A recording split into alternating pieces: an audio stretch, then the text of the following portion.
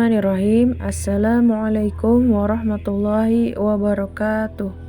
Halo anak-anakku semuanya, selamat datang kembali di mata pelajaran Sejarah Kebudayaan Islam bersama Ibu Luknur Farida Jamil.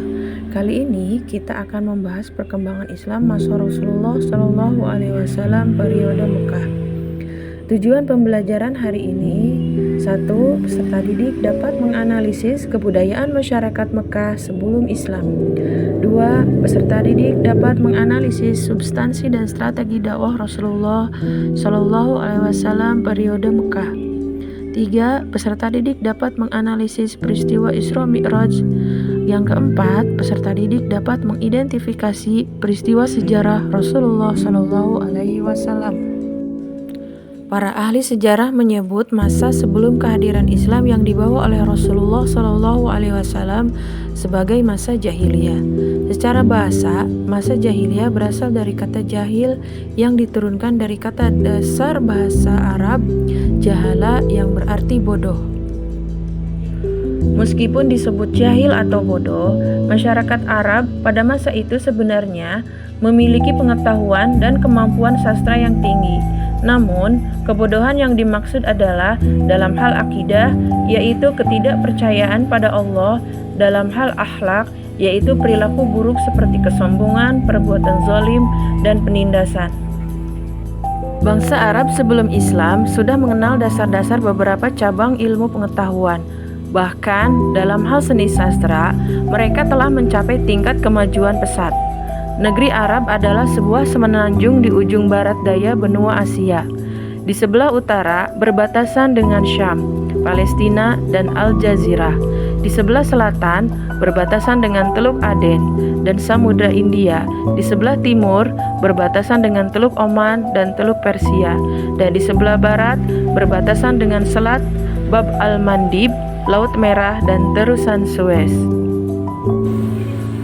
Keadaan Arab khususnya daerah Mekah terdiri atas gurun pasir yang panas dan gersang. Hal ini mempengaruhi sikap dan perilaku masyarakat Mekah sehingga tercermin dalam kehidupan sosial budaya mereka. Orang-orang Mekah dikenal sebagai bangsa pengembara yang nomaden. Mereka sering berpindah-pindah dengan mengandalkan kendaraan yang berupa unta dan kuda.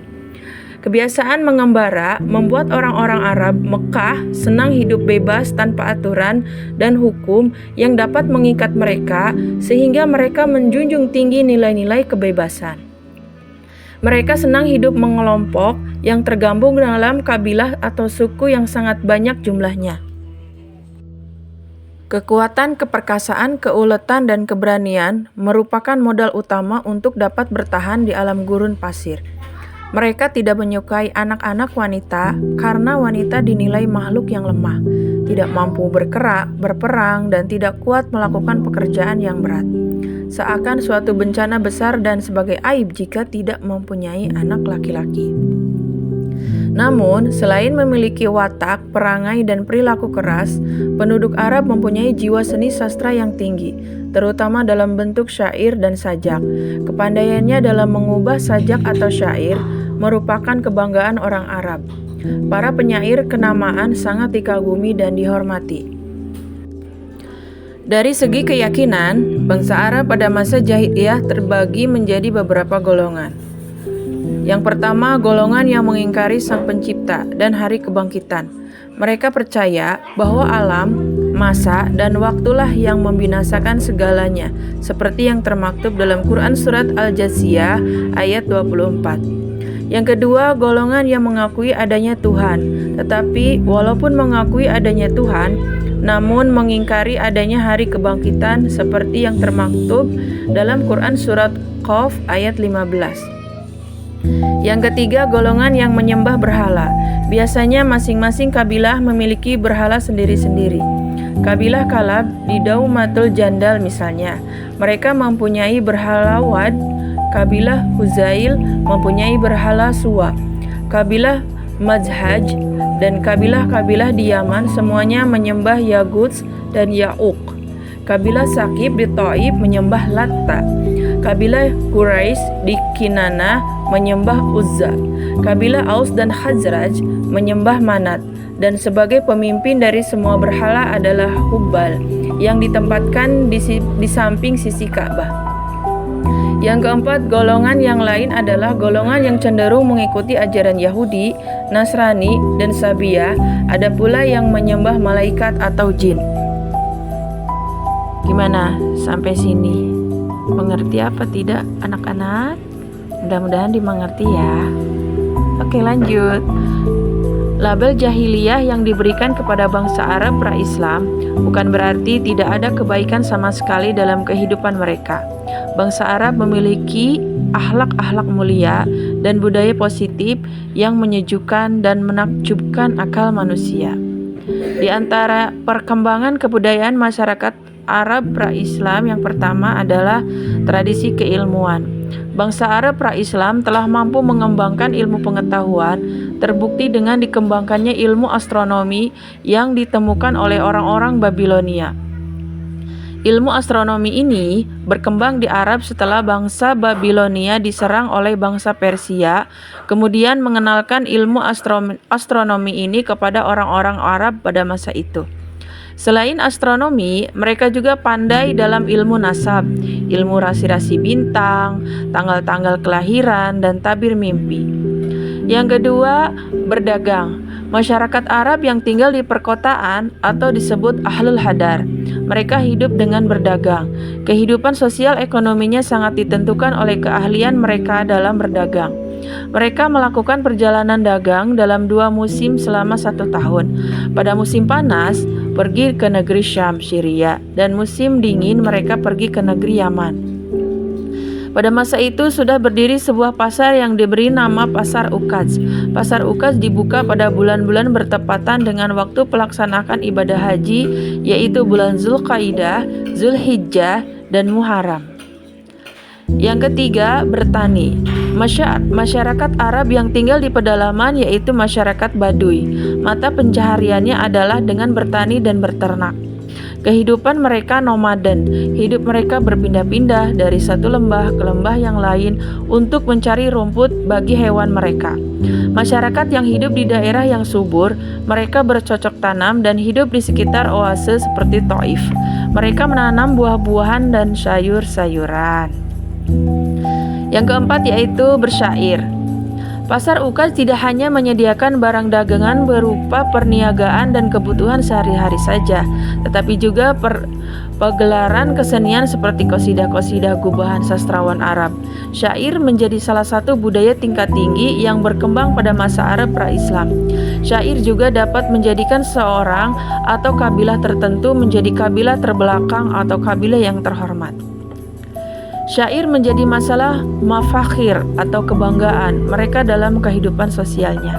Selain bersyair, mereka juga terbiasa menuliskan kata-kata hikmah dalam setiap bangunan agung yang mereka dirikan untuk dijadikan peringatan dan diambil hikmahnya bagi generasi selanjutnya.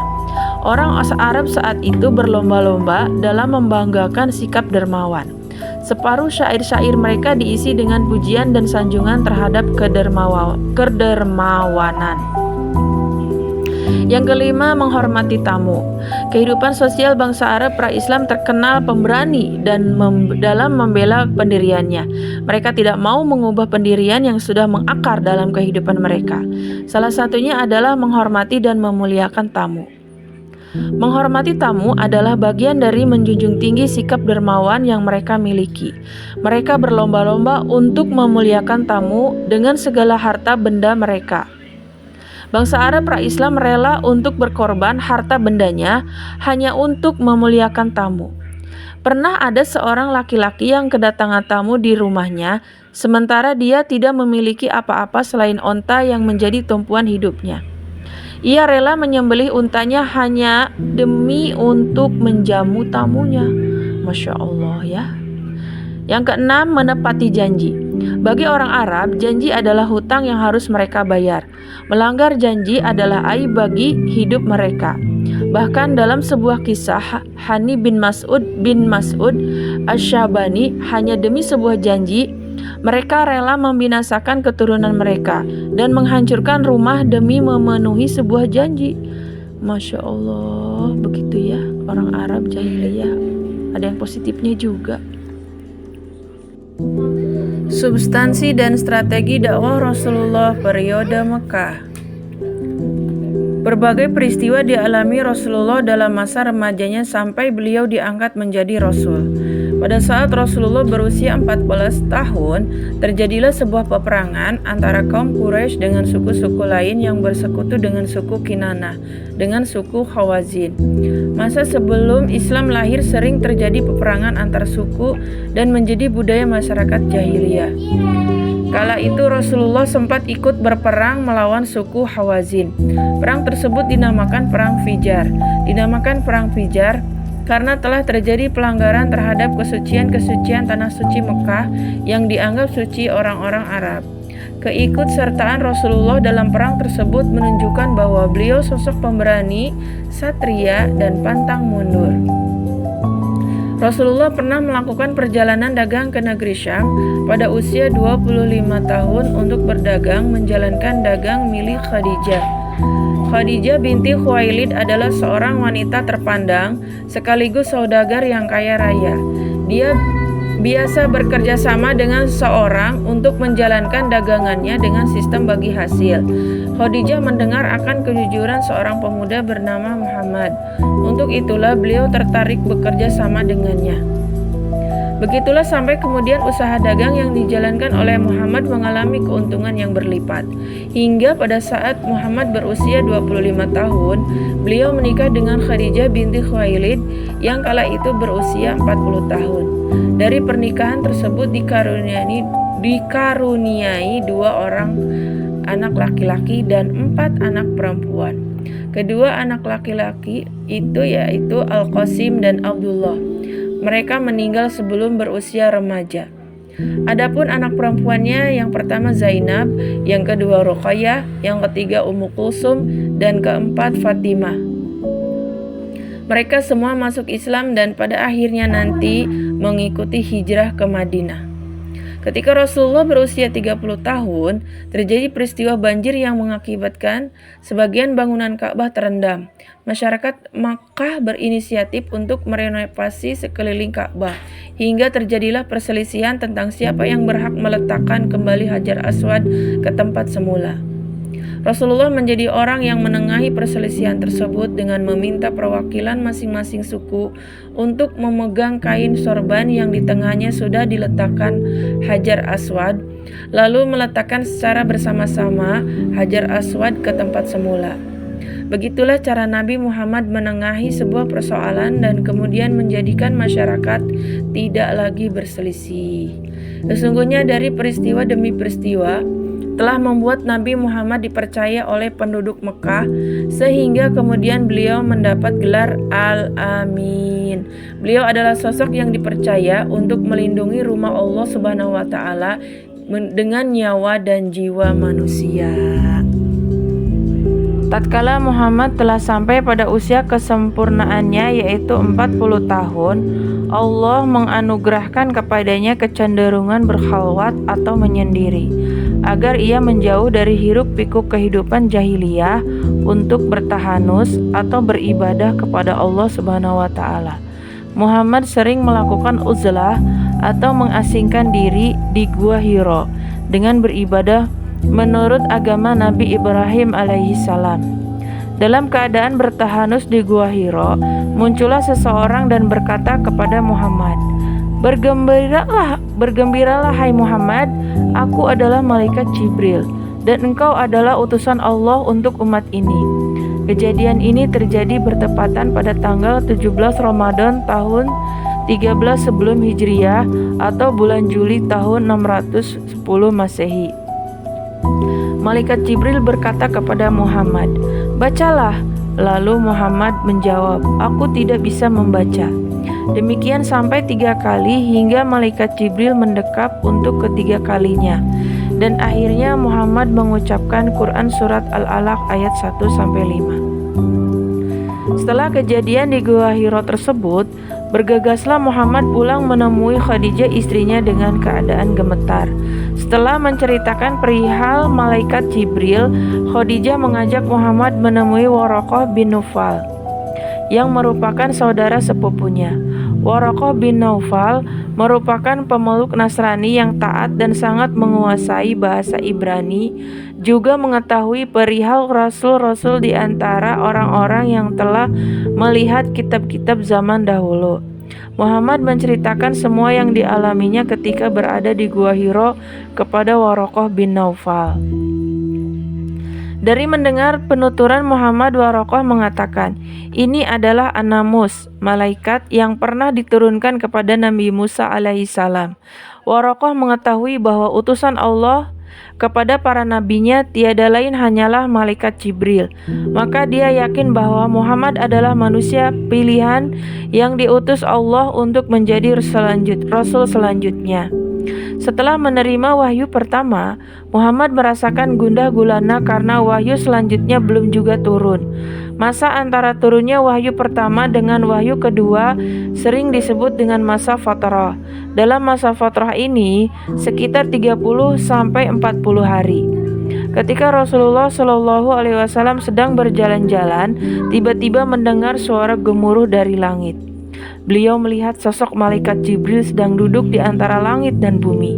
Rasulullah merasa ketakutan karena mengingat kejadian di Gua Hiro.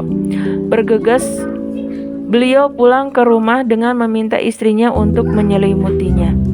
"Selimutilah diriku, selimutilah aku." Kemudian Allah menurunkan firman-Nya, Quran surat Al-Mudaththir ayat 1-7. Kemudian Rasulullah bangkit mengerjakan perintah Allah, yaitu menyeru kaum yang berhati keras dan tidak beragama untuk menyembah Allah.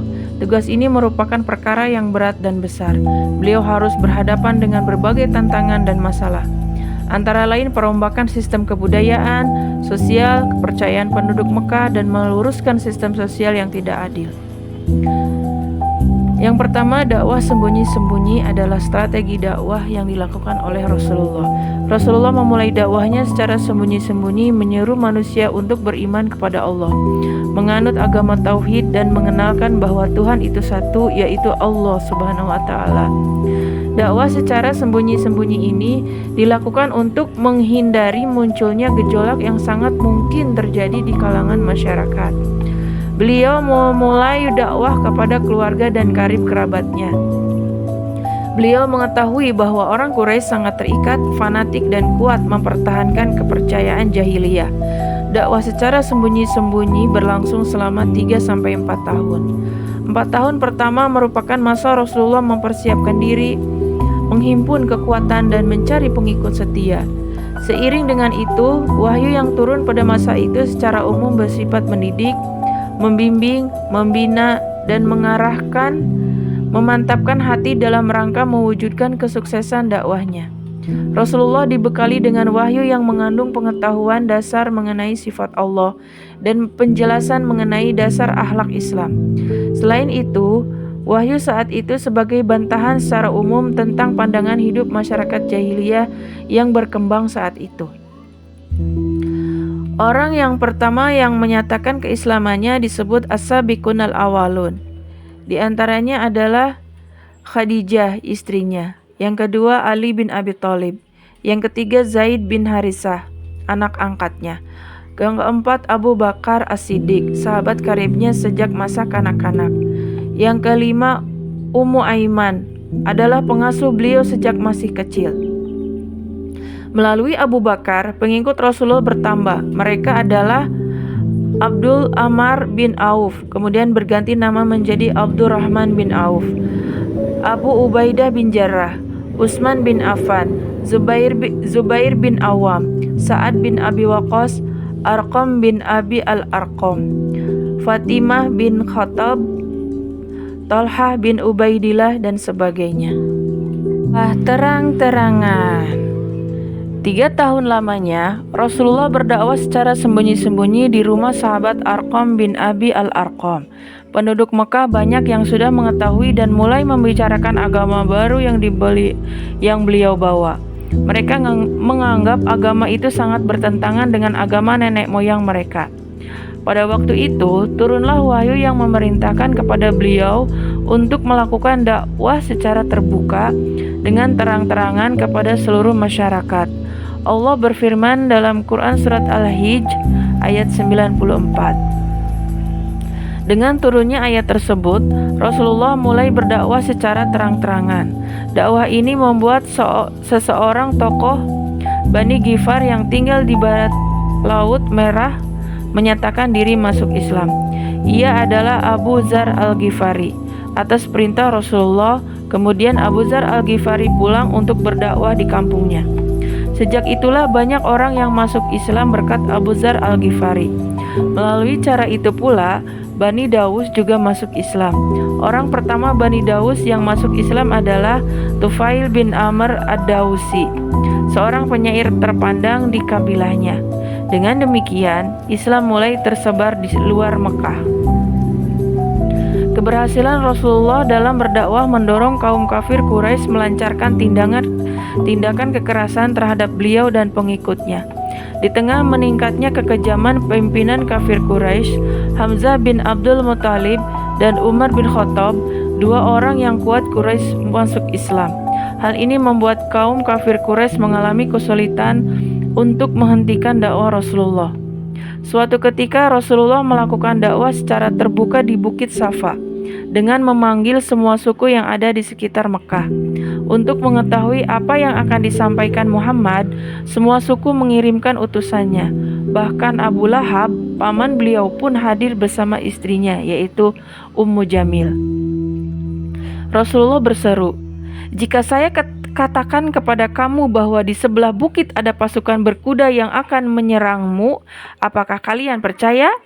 Mereka menjawab, "Kami semua percaya, sebab kamu seorang yang jujur dan kami tidak pernah menemui kamu berdusta." Rasulullah kemudian berseru kembali, "Saya peringatkan kamu akan siksa di hari kiamat. Allah menyuruhku untuk mengajak kamu menyembah kepadanya, yaitu Tuhanku dan Tuhanmu juga, yang menciptakan alam semesta termasuk yang kamu sembah. Maka tinggalkanlah Latta, Uzza, Manat, Hubal, dan berhala-berhala lain sesembahanmu." Mendengar seruan tersebut, Abu Lahab mencaci maki seraya berkata, "Hari ini kamu Muhammad celaka. Apakah hanya untuk ini kamu mengumpulkan kami semua?" Selanjutnya Rasulullah termenung sejenak memikirkan reaksi keras dari kaumnya yang menentang dakwahnya. Kemudian turun wahyu yang menerangkan bahwa yang celaka bukanlah beliau, tetapi Abu Lahab sendiri. Allah berfirman dalam Quran surat Al-Lahab ayat 1-5.